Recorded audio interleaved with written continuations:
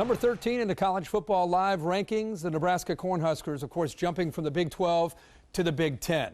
In my opinion, being from the Big 10, huge upgrade for the Big 10 Conference when you can bring in the Big Red Nation. You start to think about potentially some of the games with Nebraska playing teams like Iowa as a natural rivalry, of course, Ohio State, Michigan, and Penn State. But this is a team last year. They won 10 games, struggled down the stretch, losing 3 of their last 4. When Taylor Martinez ran the ball the first 5 games, people got excited. Maybe they used him too much. Once he got dinged up, the offense was not the same. However, they made it to the Big 12 championship, lost a close one to Oklahoma.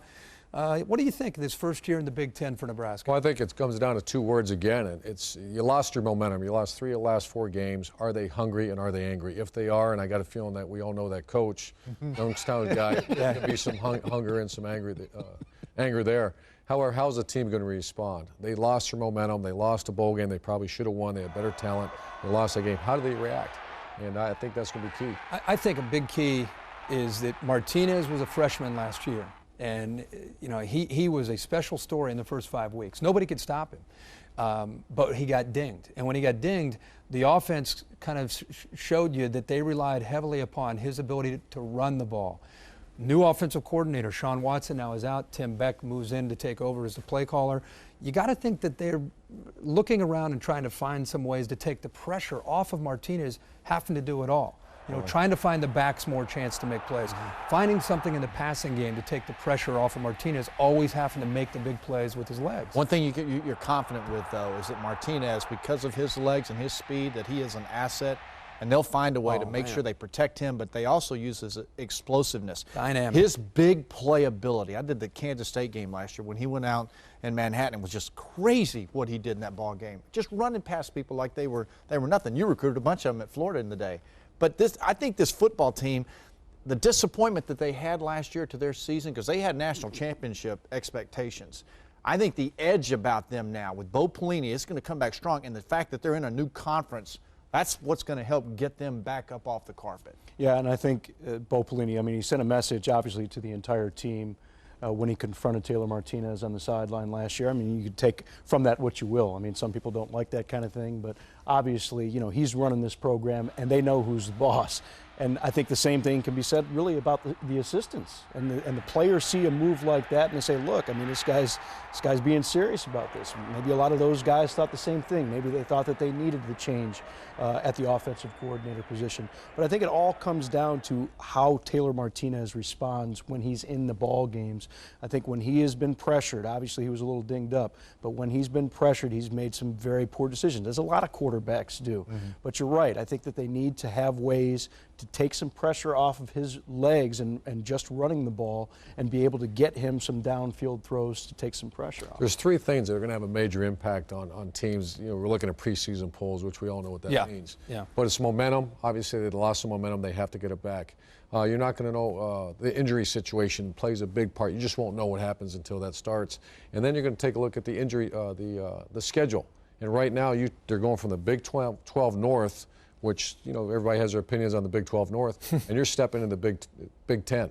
Yeah. And someone said they gave them a very difficult schedule to start the season. Nebraska, I will say this, Nebraska, of all the places I've been, that's one of the toughest places to go play. That's, in my mind, one of the top 5, 10 places as far as a Big 10 team going to travel to Nebraska. The problem they have is a lot of their tough games in conference at Wisconsin, at Penn State, at Michigan. They get Iowa and Ohio State both at home, but they're on the road in some tough environments. So we're going to find out how they're able to adjust to that. Their defense, I think, has become a staple. You know, when they lose some great players, I think they have proven now that they can replace them. And they're going to lose some great players, especially in the back end of this defense. But I think that they play this matchup zone as well as anybody.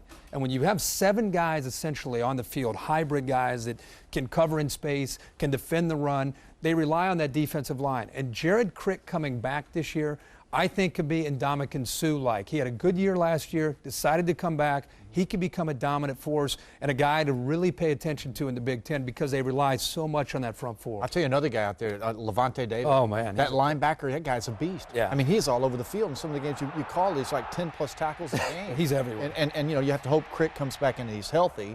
And so Yeah, that goes into one of your three deals. Injuries, you never know how they're going to play out. And you know, to your point, Herbie, about the defensive line, and speaking to the defensive coordinator, Carl Pelini, and kind of the philosophy that they have with their defensive linemen, it's a little bit different. They go after some different guys, more squatty body guys, and their philosophy really is to just compress pockets. And when you talk about teams, these spread offenses like an Oklahoma or a Texas, and they need space to operate, and you have those hybrid guys on the back end. You've got that front, that defensive front really compressing pockets, making them make quick decisions, and then dropping those speedy guys. And David's not a big guy. Devontae David's not a big guy playing linebacker. He's more of a hybrid safety type guy as well. And those guys can really make some plays on the back end. I think part of picking up a program, and again, you've lived it, but Bo Pelini, I think, it's one thing to be at Nebraska, but it's another thing, the team that he inherited, he's still teaching them how to win and how to be consistent. And I think last year was a perfect example. At times, they looked like they could play with anybody. And then the next week, they're just a little bit flat. And if you're Bo Pelini and you're Carl and the rest of the staff, you got to hope that last year's experience taught them that it's not just get up for 1 week. It's you have to be able to stay consistent for 12 weeks to be able to have any kind of run in the Big Ten. Taylor Martinez, a game that I saw, I think it was a game that you said you called. It was him and Denard Robinson were the two premier First players 5 weeks. in college football. And that's the age-old question about running that quarterback. You know, you talked about Dwayne Dixon the other day at Oregon. And here they are running for national championship. We had that conversation nonstop about how many times you run that guy, because if he goes down, you're going to lose him. But as a coordinator, or as they have a new coordinator out back, you have to let this guy play. I mean, what I saw of this kid, he's one of the most dynamic guys in college football. Make sure you have a good backup. Let this guy go play, especially in that conference. Not everybody had RoboCop back there. Yeah, I was getting ready to say, when you've got a beat, you've got a tank back there. That's not fair. 1-5 just getting after him. You're not. Should we run him? Yeah, I think so. Well, hey, from a scheduling standpoint, though, keep this in mind for Nebraska. They're into the Big Ten. They play UT, Chattanooga. They have Fresno State, Washington at home, Wyoming, and then mark your calendar, October 1st, their first Big Ten game on the road in Madison. So if they win their first 4, you got to believe there'll be a lot at stake for both teams, October 1st. Watch out for Washington, though. That game right there, the Shark, he's doing a good job out of it. Sure is. He is. But remember that October 1st, Nebraska at Wisconsin, Nebraska's first taste of Big Ten football in Madison.